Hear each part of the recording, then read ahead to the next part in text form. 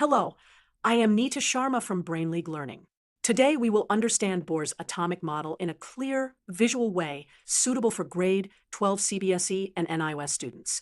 First, Bohr said electrons move in fixed circular orbits called energy levels. As long as the electron stays in one orbit, it does not lose or gain energy. Second, the angular momentum of the electron is quantized. Only specific orbits are allowed. The quantization condition is mv are equals nh divided by 2 pi.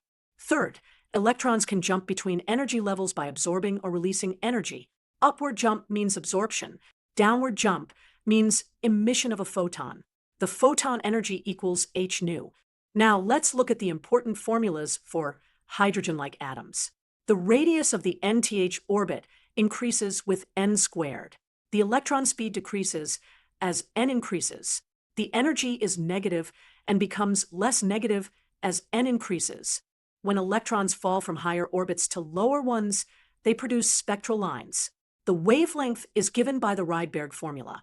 Different final levels form different series, like Lyman, Balmer, and Paschen.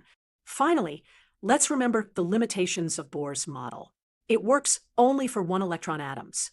It cannot explain splitting of lines in magnetic or electric fields.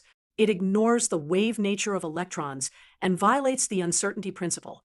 This completes the basic understanding of Bohr's atomic model. In the next lesson, we will see how modern quantum theory improves it.